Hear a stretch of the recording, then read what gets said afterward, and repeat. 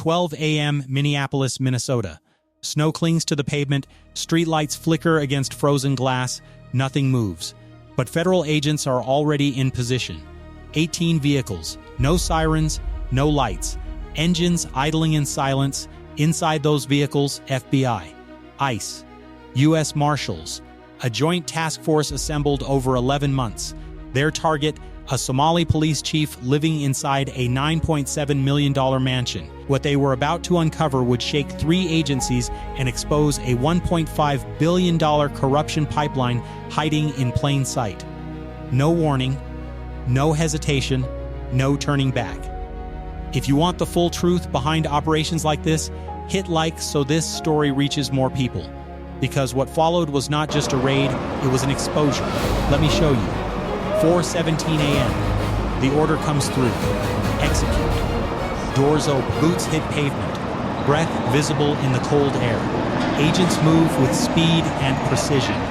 Weapons raised, formation tight. This wasn't chaos, it was control.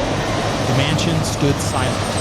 Marble exterior, reinforced glass, private surveillance system covering all angles. But behind that luxury, something was wrong. The investigation had started months earlier. A single irregularity. One shipment flagged at Minneapolis-St. Paul cargo terminal, 243 kilograms of methamphetamine mislabeled as medical supplies. No alarm, no delay. But one agent noticed the paperwork. It didn't match. The deeper they dug, the more it pointed to someone unexpected. A name that should have been above suspicion. Chief Abdi Hassan, a decorated Somali American police official. 22 years in law enforcement. Community leader. Trusted. Respected. Untouchable. Or so it seemed. If this shocks you already, comment truth below. For 11 months, federal agents worked in silence. No local police involvement, no internal notifications. Because they couldn't risk leaks. Wiretaps captured encrypted calls routed through Nairobi, Dubai, and Istanbul.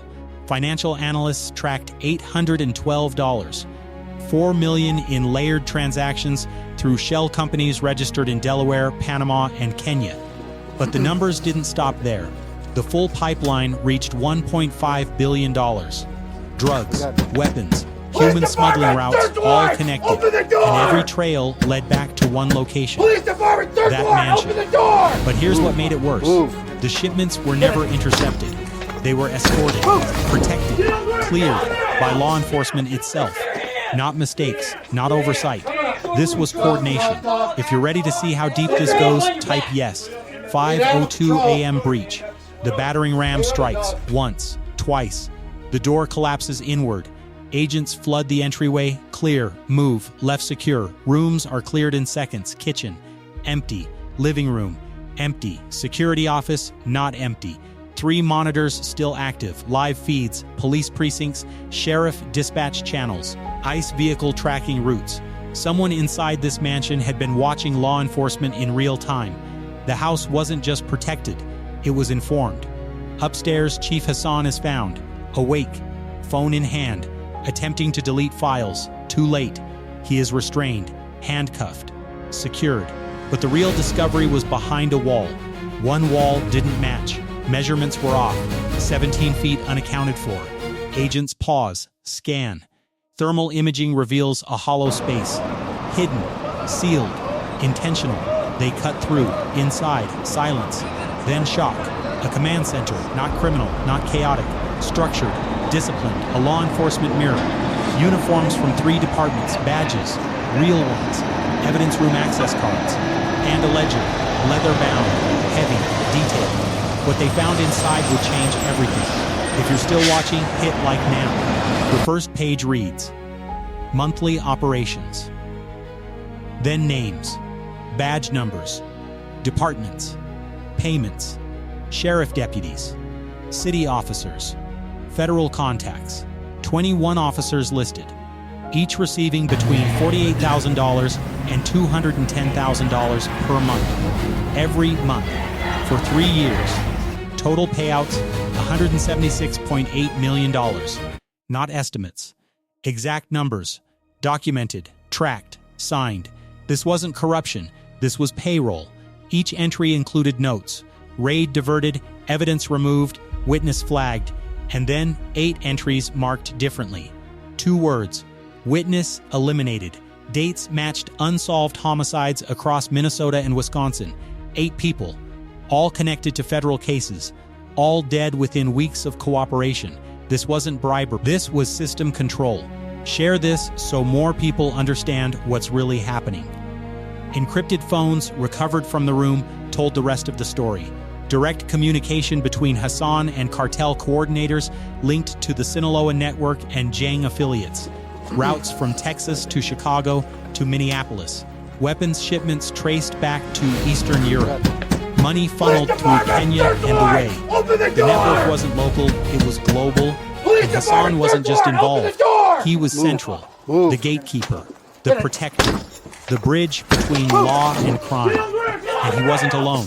6:10 a.m. Operation expands. Simultaneous raids launched across 14 locations. Minneapolis, St. Paul, Duluth, Milwaukee.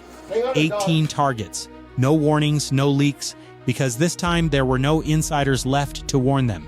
Officers wake up to federal agents at their doors. Some surrender instantly, others run. One attempts to burn documents in a backyard fire pit. Another smashes 3 phones before being restrained. One officer tries to flee through a second-floor window. Falls. Captured within minutes by 7:42 a.m. All 22 suspects are in custody, including Chief Hassan. If you believe justice matters, comment justice. The numbers keep growing.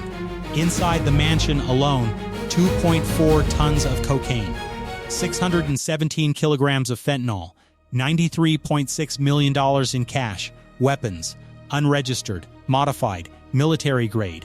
But that was just one location.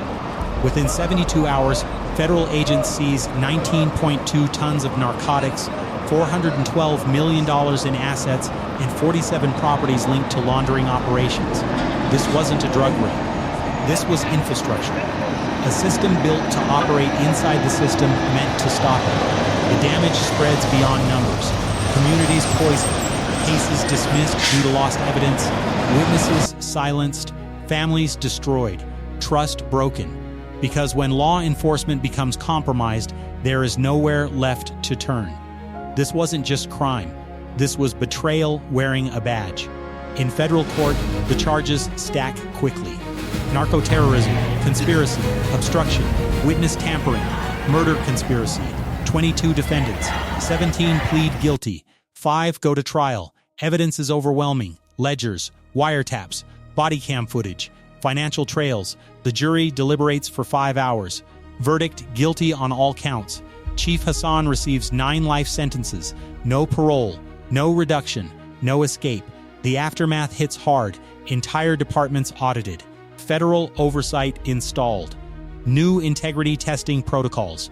Whistleblower protections expanded. Because this case forced one question into the open. Who do you trust when the system itself is compromised? And here's what they didn't tell you. This wasn't discovered by accident. It started with one detail, one shipment, one agent who refused to ignore it. Just like the case uncovered in Florida, where a hidden room exposed police corruption tied to cartel operations. Different city, same pattern, same warning. Because this isn't isolated, it's systemic, and it's still evolving. If you believe stories like this need to be told, hit like. Comment your thoughts below. How deep do you think this really goes? Subscribe so you don't miss what comes next, and share this video, because the more people know, the harder it becomes to hide. This is not the end, it's exposure, and this is only the beginning.